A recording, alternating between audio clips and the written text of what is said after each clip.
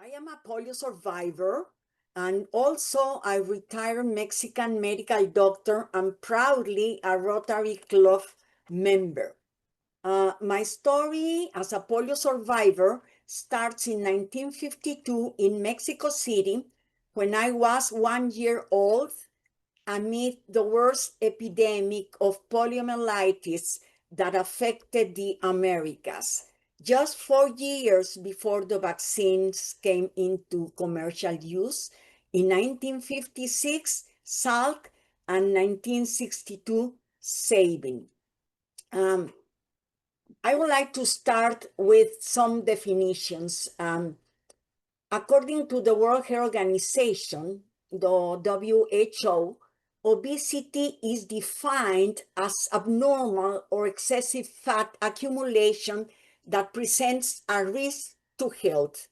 And body mass index, the BMI, is a chart with weight and height to classify adults as normal, overweight, or obese, and underweight.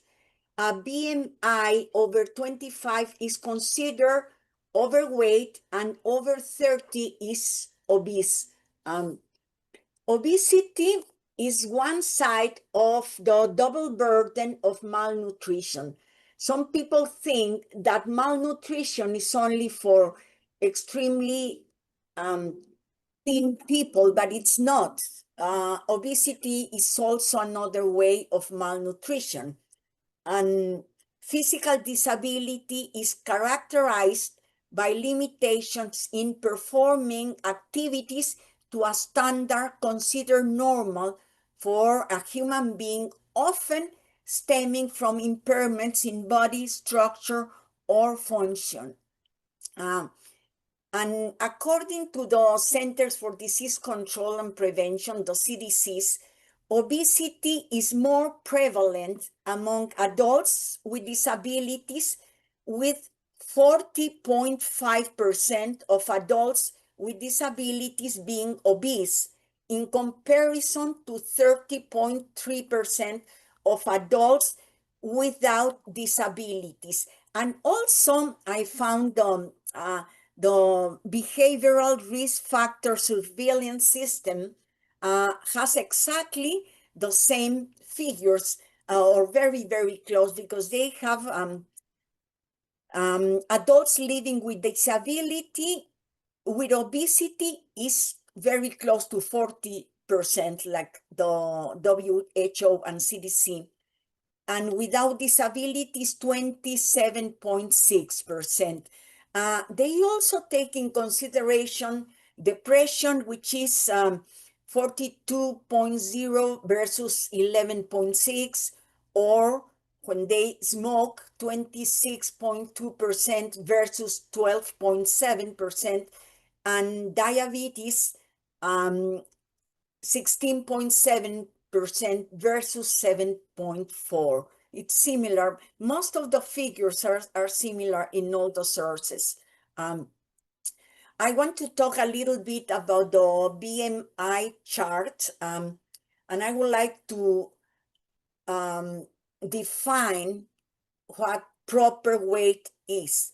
Proper weight refers to a weight that falls within the range considered healthy for an individual, height, age, gender, and body frame. It's often assessed using metrics like BMI and considering factors like body composition, muscle versus fat, and overall health. A BMI of 30 or more than 30 indicates obesity. And here you have, maybe you are all familiar with this chart. We have in the vertical scale, we have the pounds, and the horizontal, we have the how tall the person is, and then we cross the lines and we find if the person is obese, overweight, normal, or underweight. However, BMI, we know that BMI is a common measure of obesity, but some research believe that it may not be the most accurate for individuals with certain physical disabilities, particularly those with reduced muscle mass. And we, polio survivors, we have muscle atrophy. So we use the BMI just to have an idea, but we need to add also the waist measurement and neck measurement. So we have the BMI, waist measurement, and neck measurement for people with physical disabilities. In general, obesity has many health risks. I'm going to mention the most common: heart disease, type 2 diabetes, metabolic syndrome. Metabolic syndrome is a condition with 5 components: high blood pressure, sugar, low HDLS, which is the good cholesterol, high triglycerides, large waist circumference, and high blood pressure. And all these conditions can lead to heart disease, diabetes, and stroke. Uh, Also, we mentioned high blood pressure is an important component in obesity. Certain cancers, breast, colon, liver, kidney, and pancreas cancer are very common in obesity. Osteoarthritis, depression, and reduced mobility, and this is a vicious cycle because more obesity, less mobility, more obesity. So also respiratory difficulties because of all the fat around the neck, around the thorax, sleep disorders like sleep apnea, pain, usually in the back, in the shoulders, the hips, and the knees.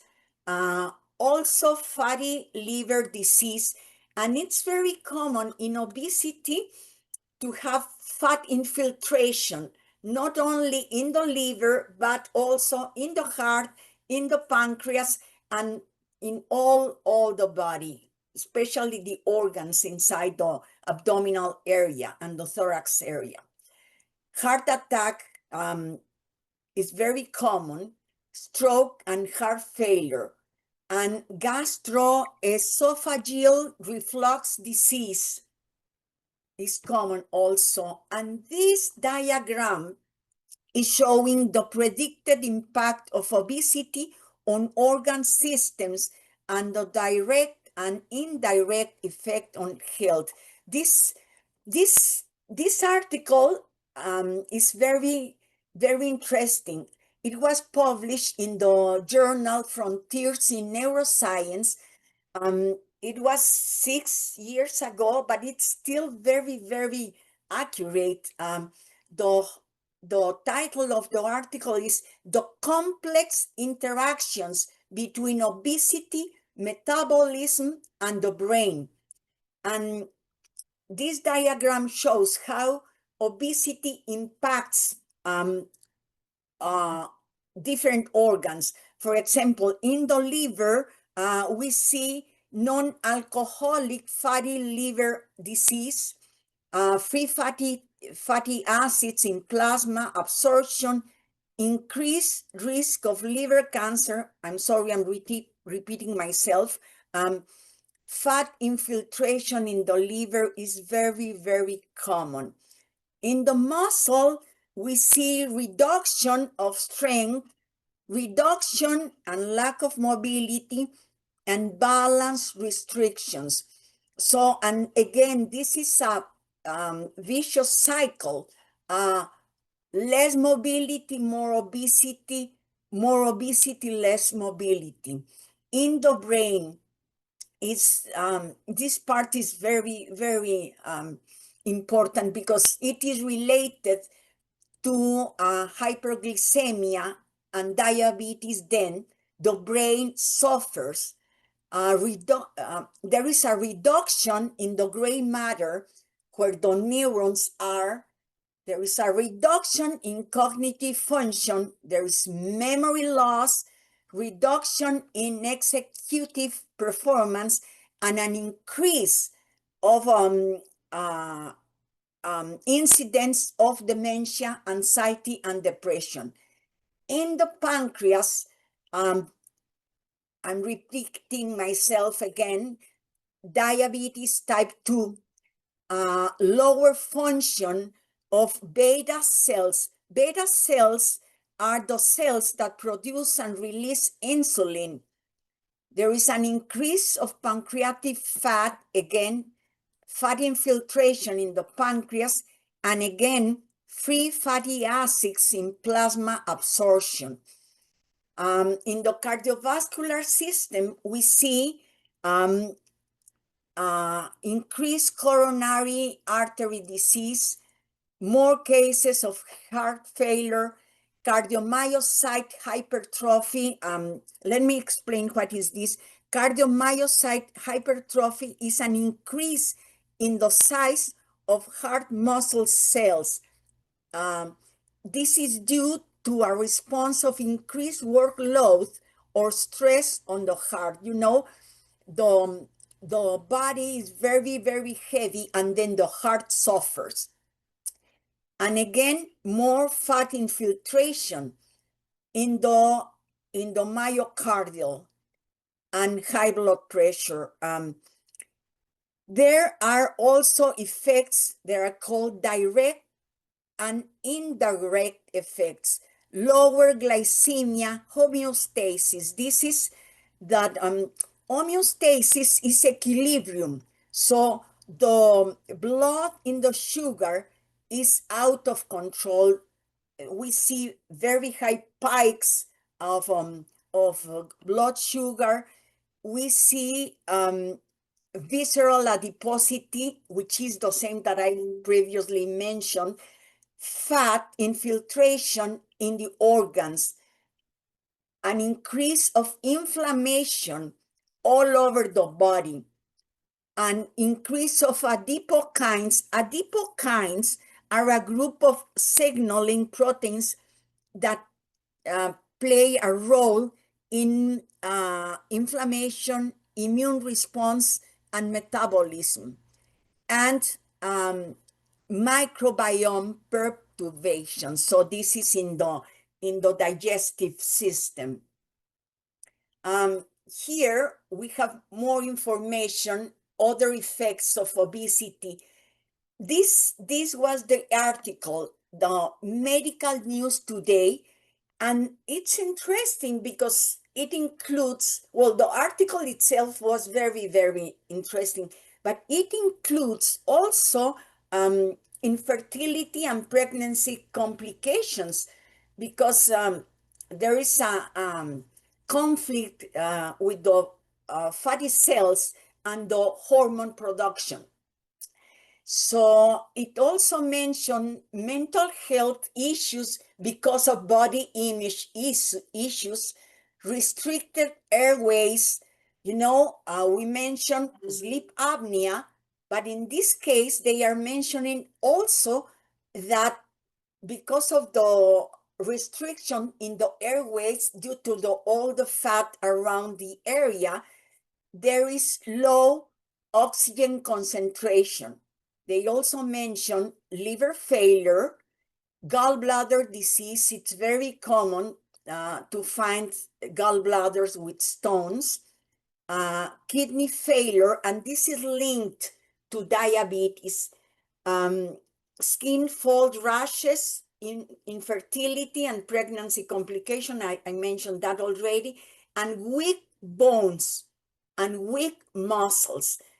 With people who were able to walk, adults with disabilities who are able to walk, very often can have fractures on the small bones in the feet because of the heavy body on those little bones that are not prepared to carry so many pounds. And now let me present a case. Polio survivor with obesity, dealing with post-polio syndrome. I'm going to present a case, and we are going to start the dialogue. I wanted to use only one slide to mention this. In some cases, obesity may be a great imitator of post-polio syndrome, PPS. This is my case. This patient is Marta Castilleja, it's myself, with the diagnosis of probably severe post-polio syndrome. I weigh 239 pounds, and I am only 5'5". I had a BMI of 40. So I went to my doctor with generalized weakness, sleep apnea, joint pain, breathing difficulties, and gastroesophageal reflux disease. Both shoulder joints were destroyed due to be lifting my body with my arms.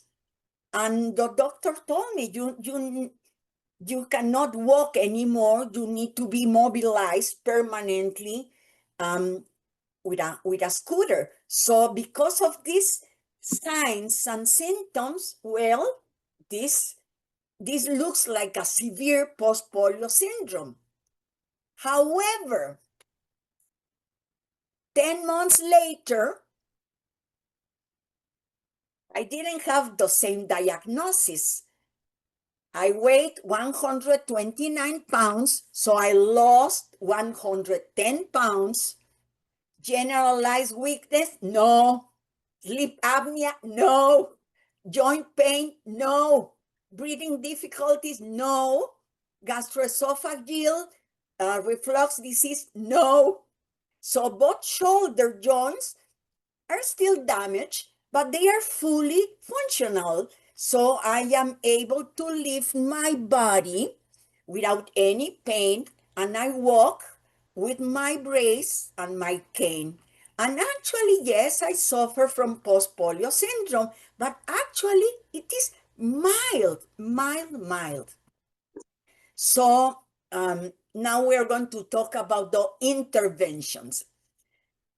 Number one, and very, very important, we need a medical comprehensive assessment to know exactly the level of disability and the level of abilities.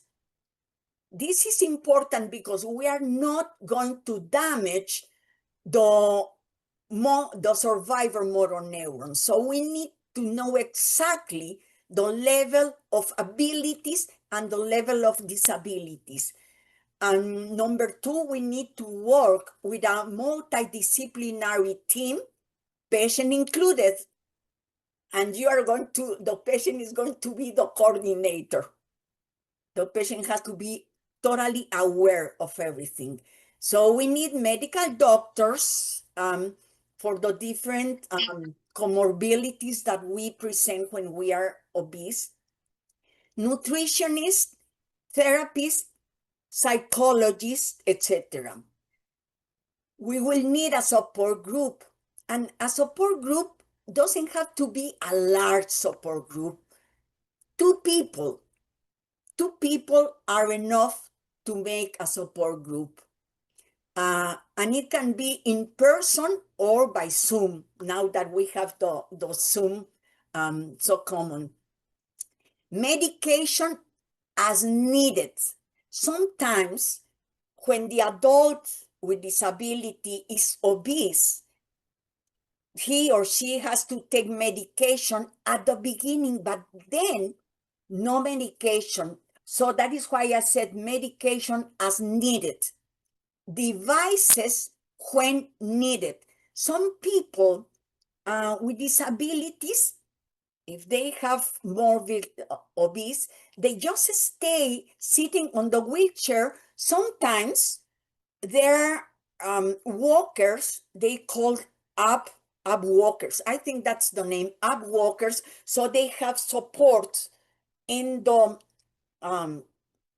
in both elbows to be able to take some steps, even if you are not strong with your back and you don't have a lot of strength in your back. Sometimes it is possible to use the upper up. I don't remember exactly the name. It's up walker. I think it's up walker. So you can take some steps with the help of this device. Lifestyle changes, that is a must. Meditation, guided or non-guided meditation, at least half an hour in the morning. Journaling. Journaling is when you write your what you are doing with your doctors, with all the interventions. If you are writing, you can easily break the vicious cycle of exacerbating disability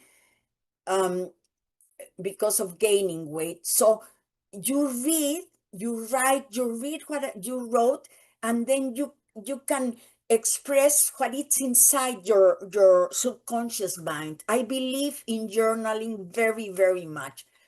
Self-care, and this is for women and men. Don't think that this is crazy because I mentioned a massage, a facial, a haircut, pedicure, manicure. But guess what? Guess what? That is self-care. And self-care is important in this project. And when you talk to your doctor, please inform them about your daily routine since the moment that you wake up in the morning until the last moment when you go to bed. Limitations you face and how your physical disability affects your quality of life. And you have here all the components, and you can add more components to talk about quality of life. And you can discuss with your doctors the lifestyle modification. Not every physical disability is the same. Some people can walk, some people cannot walk, some people have weaker arms, some people have stronger arms. So it has to be personalized. The exercise, rest is as important as exercise. Stress management, nutrition, sleep quality, social support, and obviously avoid risky behaviors. I am a big believer in support groups because you can share your story with your partner, with your fellows. That's important for me. And aquatic therapy is very helpful because when you get into the pool, you don't have to make a lot of effort to move your limbs, and pools have lifts to get in and out. So you get inside the lift and you're not going to swim. It's not necessary to swim and be moving, just for going inside the water. The pressure of water against your chest is very helpful for your respiratory and cardiovascular system. So ask your doctor about therapies: physical therapy, occupational therapy, aquatic therapy, assisted devices, and also pain management. The good doctor-patient relationship is vital. I remember when I was in the School of Medicine, the first class of every subject was to build a good doctor-patient relationship. I don't know if they are teaching that class anymore, but it's important. If you trust your doctor, you can talk to him openly. Why I became so obese? What was here in my mind? What was my limitation? And you share everything with your doctor. These are only examples, but the relationship with your doctor is very important. Choose the right doctor. Resources. There are many resources. Again, talk to your doctor, search on the internet, visit the WHO, the World Health Organization, the CDC, etc. The approach has to be comprehensive. It has to include food program, physical activity, psychological approach, social support. And now I'm going to share my own story. I'm not recommending anything because some programs work for some people and some programs do not work for other people. What worked for me and still works is Food Addicts in Recovery Anonymous. You know, this is funny because it's exactly the same program of Alcoholic Anonymous, but this is with food. And here you have the website. It's a very friendly user website. You can find meetings all over the world at any time of the day.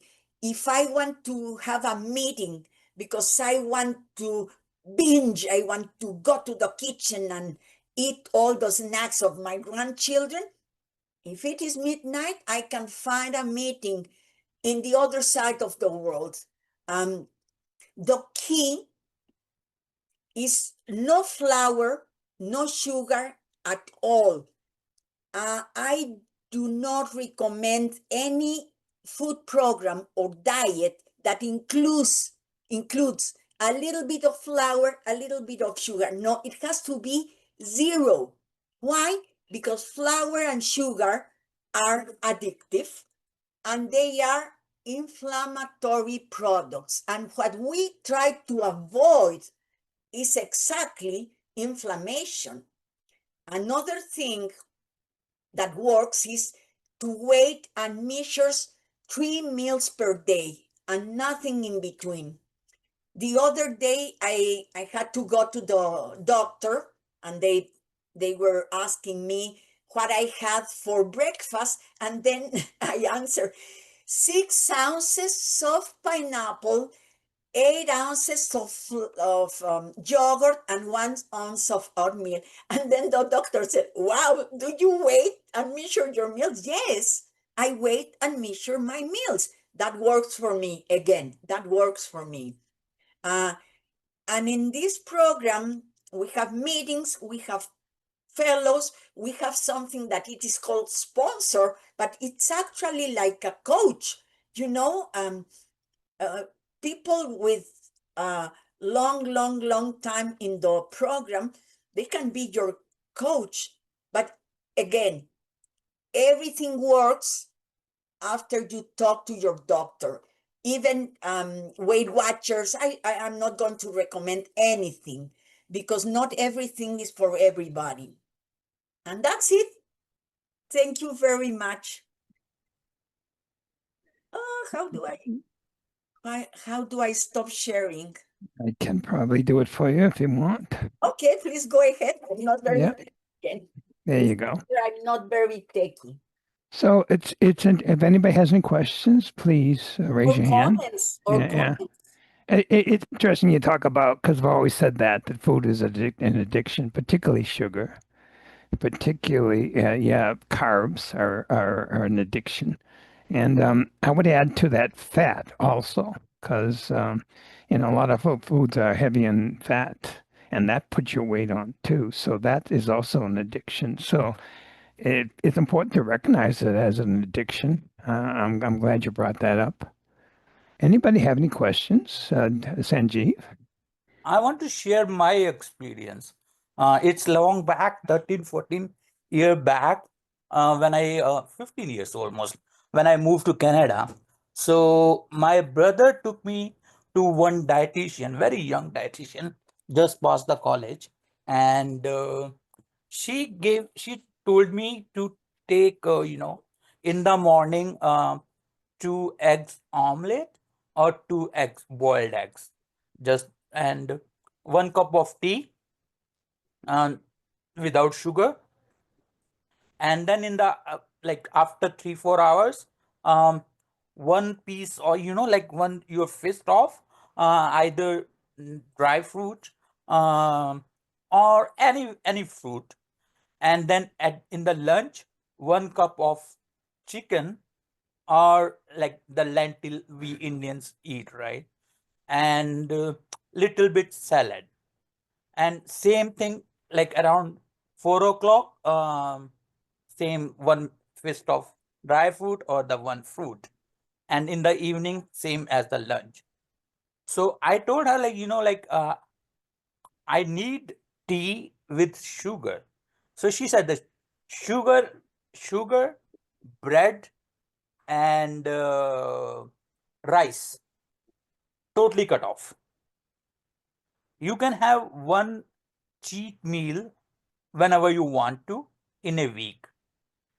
Because she said, I want that, uh, because otherwise you don't follow this diet. So I was at that time 119 kg. And then after 11 months, I followed regularly, and after 11 months, I was 96. But then I got a job in the, as a financial consultant. So I have to go out meeting, clients and all those. Then I can't follow that.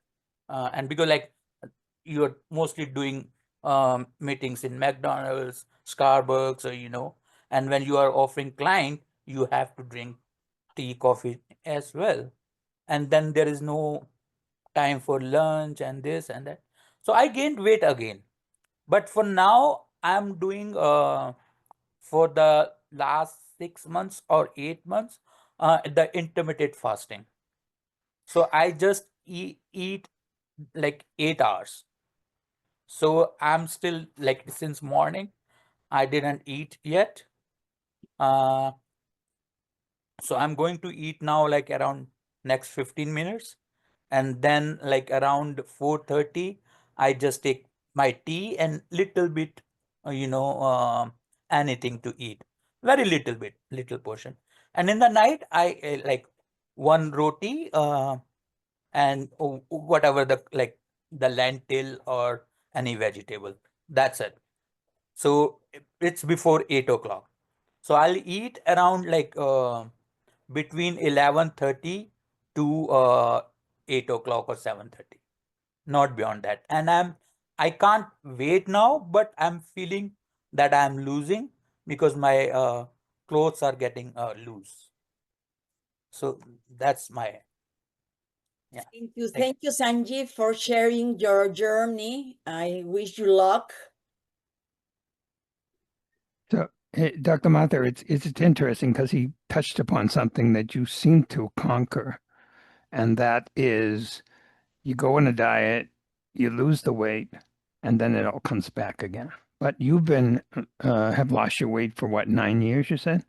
Yeah, 9 years already. I have been in a right size body, but the key is I'm in my maintenance diet. So I'm not going to Discipline. eat sugar. I'm not going to eat flour. And you know, you mentioned that you started working. If I have to go somewhere, I take my lunch bag with my lunch and my dinner.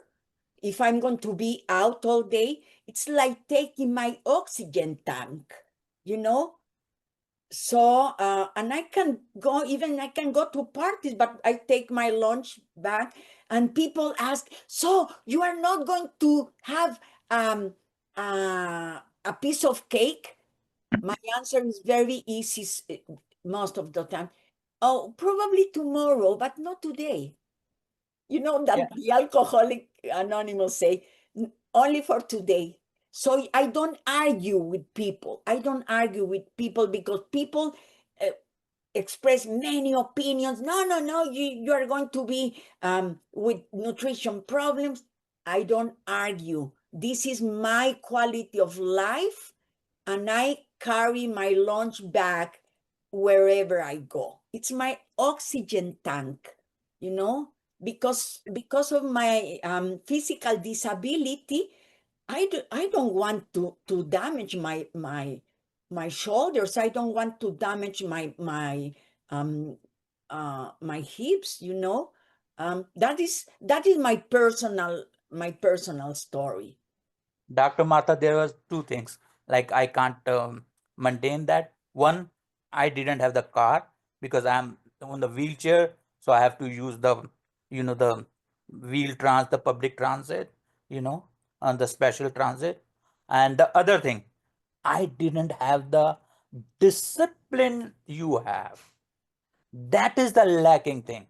If I had that discipline, I should maintain that. Whatever the thing is, no, I don't want to eat, I don't need to eat.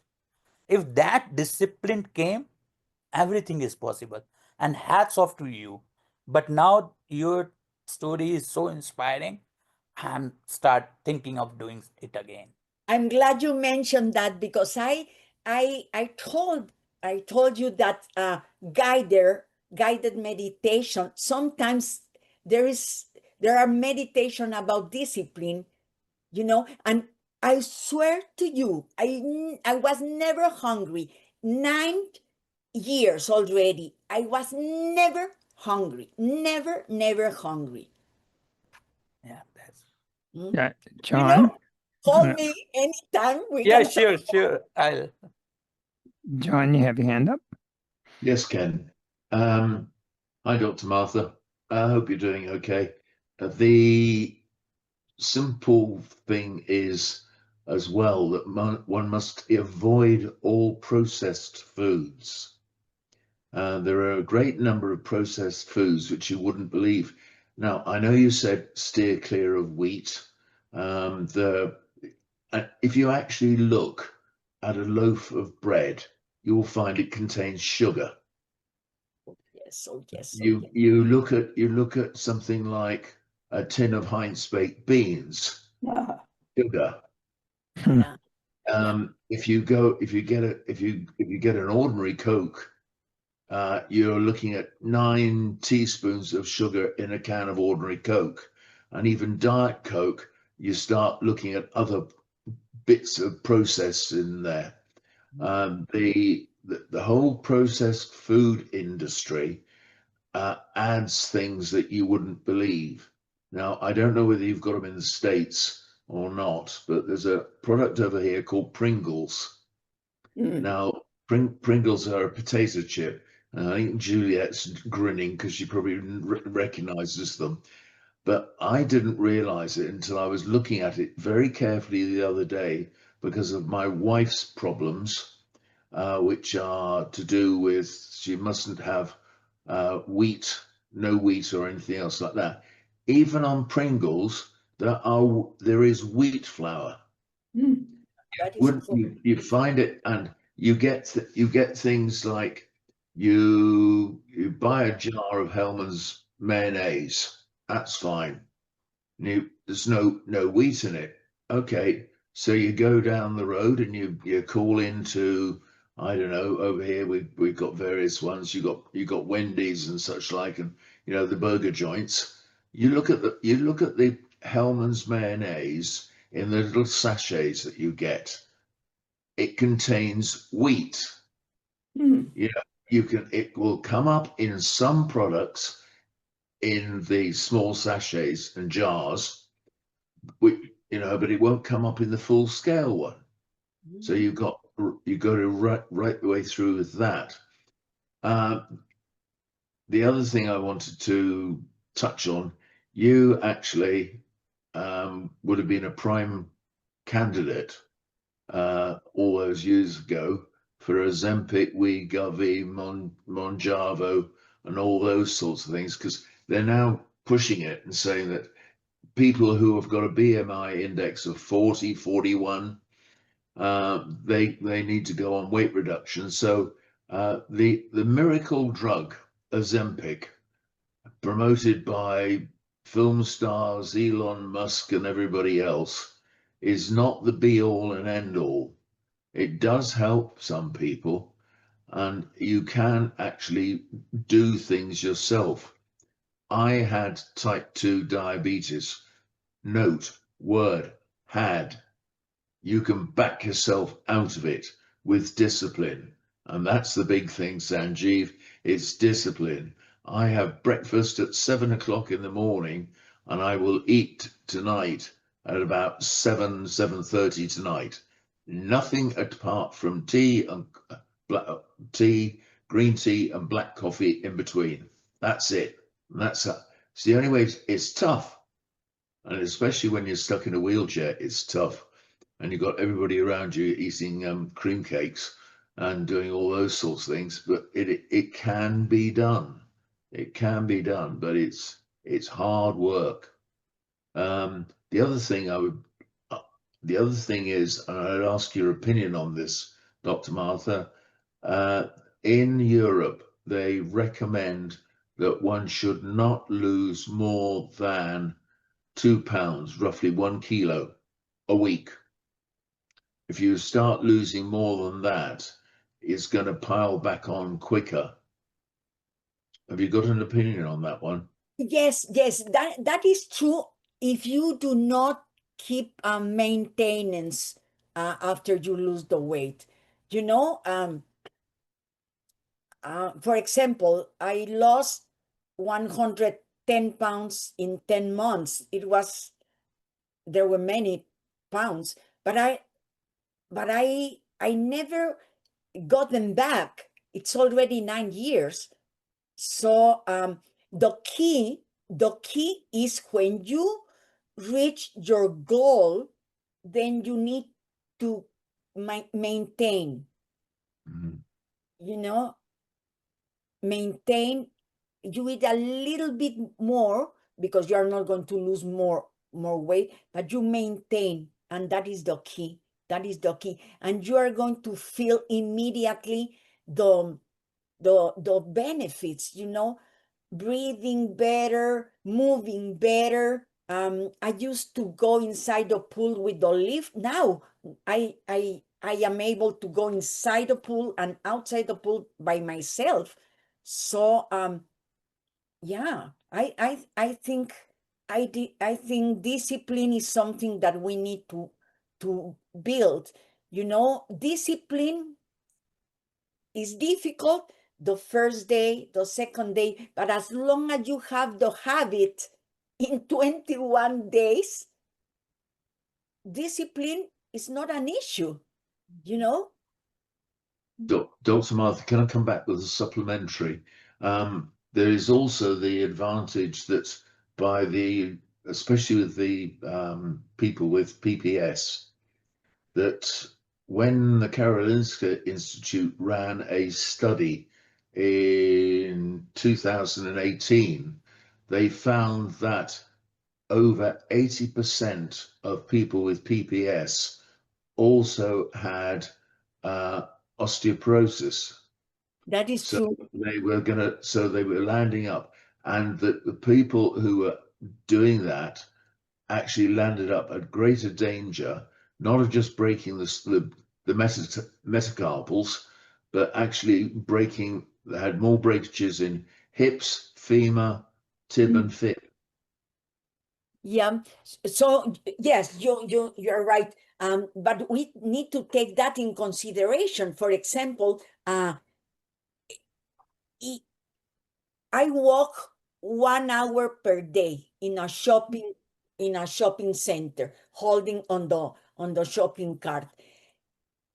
My bone density is normal because I walk and I take calcium and vitamin D3. I walk, I try to move myself.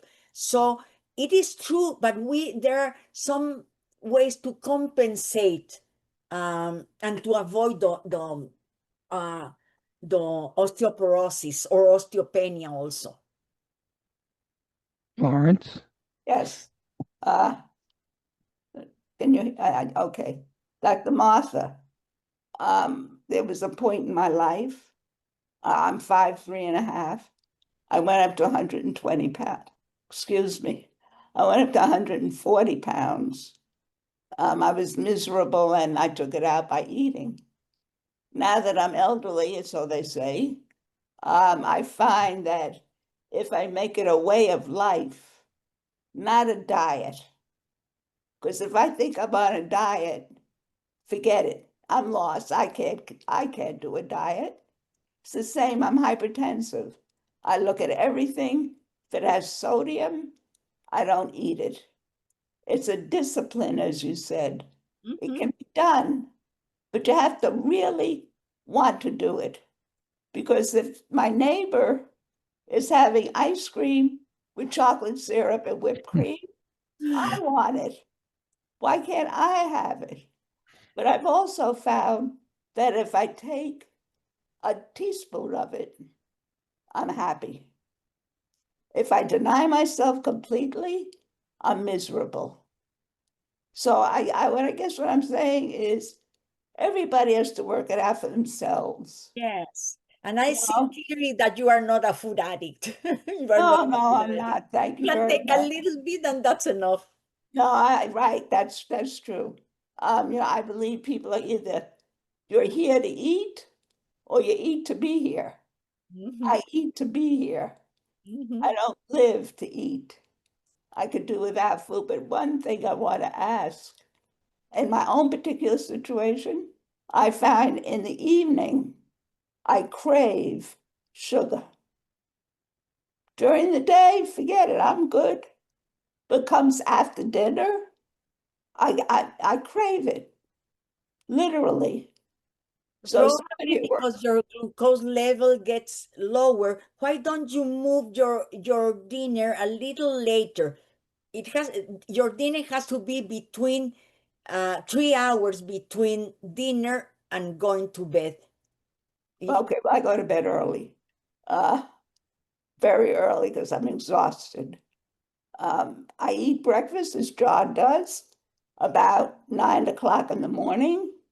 During the day, I have water, and then I eat at 5. My girl leaves me at 6, so I have to eat before she leaves me. And then I don't eat again until the next morning. But, and there's my but. The other night I had fish, I had green squash, and I had one little piece of the boniata slice, just a slice. And then that was it. And I had my orange juice because I can't drink that in the morning. But after that, oh, I want ice cream. Oh, I want cake. Oh, I have to have it. I have to have it. I said, no, you really don't have to have it. You'll live nicely. Take a few deep breaths. You'll get over it. Go get involved in something. Listen to a meditation. Listen to a guided meditation. Something. And Right. then the craving disappears. Right. Take breaths. I remember working and one of the nurses said, you want to eat? Take 3 deep breaths instead. I said, sounds good. Okay. So, Okay, Juliet? Yeah, thank you for this, Martha. I just wanted to bring in perspective from the invisible disability side, where a lot of invisible disabilities translate into physical disabilities in the sense that they can be really paralyzing. So a person who, for example, is not supported or is not aware of the nutrition and all of that can really have a vicious cycle effect on the health in general. And if there was more awareness, so for example, with autism, ADHD, a lot of people, you know, forget to feed themselves. They don't know how to prepare meals. They don't have the patience, the energy. And so they end up consuming a lot of foods that are processed, easy to make foods, which are really not good for them, which then impacts their physical health. And the problem is that obviously, just generally, it will have neurological effects. It will just exacerbate the invisible disability. Yes, And with women, for example, so it gets exacerbated as well with periods, for example, hormonal fluctuations, like menopause. So you have overlapping things that even if you're not physically disabled, it's like it can really, really exacerbate. So even with people who you would not be able to tell, you know, it's really important to emphasize the need for, you know, diet and structure and to equip people with tips or techniques to how to, you know, manage their nutrition better and habits with regards to that. Yeah, that is true. And and we see many people with Down syndrome who are obese, or autistic people also obese. Yeah. Yeah. And it's a spectrum, so not everyone's. A lot of autistic people, for example, are very physically active. There's not just one type of, but there are some people that, yes, really cannot. For example, they suffer enormously from something called executive dysfunction, and it really gets exacerbated if the person does not exercise, and if they're not supported, they can really fall into that rabbit hole, which can be very, very damaging on all levels. And definitely, so yeah, these two things go hand in hand, and it's really important that even professionals can, you know, identify the first signs of. Yeah. Thank you. I'm glad you mentioned that. Very. Well, thank you for your talk. It was really interesting. Amy? I just wanted to jump off of what Juliet was saying. We are definitely seeing a significantly higher rate of connective tissue diseases among autistic individuals, as well as others with invisible disabilities, neurodivergence. And I think that is an interesting angle to look at the topic from, because if your connective tissue is different, then nutritional needs would be incredibly more important to maintain the cellular health of your body. And also, what I find curious is I wonder what that how that might have an impact on what level of BMI would be most helpful in that situation, because I've heard some people talking about connective tissue diseases saying that the high end of average is better, because so many people with a connective tissue disease end up with digestive problems that keep them from being able to absorb nutrients and gain weight. No. So I thought that was kind of like, it's a different aspect It's a of different aspect, yes. how weight impacts us. Yeah. And Well, in those cases, they need to be seen by an expert, you know, because they cannot, even if they receive the regular diet to lose weight, it's not going to work because they have a different metabolism. You know, they have to be seen by an expert. Mm-hmm. in addition, you talk about the physical aspects of weight, or improper diet, but the mental aspects. I mean, I have ADHD. I feel like I have a motor running in me my entire life. A lot of, anxiety and stuff like that. So if you have sugar and stuff like that, you're going to just make that even worse, you know. So that's important on the mental aspect too of the diet too. So, any other questions or anything? It's been fascinating, and hopefully helpful to some people here. It certainly has been to me. It's not an easy thing, diet. Discipline is not an easy thing. But I think it's an important thing in all aspects of life to have discipline. So, and many of us don't. I know I struggle with it constantly. So, much appreciated, Dr. Martha. If there's no other questions, we're 21 minutes past the hour, so we ran a little extra, but it was important. I much appreciate you being here, and hope to see you all again, and we'll be in touch. And Dr. Martha, if anybody needs to reach you, how can they do that? Yeah, let me write my telephone. Well, you want just how about your email? You got an email or Yes. that would be good.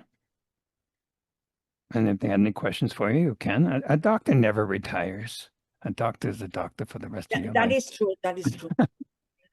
Like a lawyer, the same thing. You're a lawyer for the rest of your life. You don't retire either, Ken. There is. You just take on more work. I don't like the word retire. So, okay. Very good. Thank you all. Much appreciated. Hope to see you again. We'll be in touch with you all. Take care.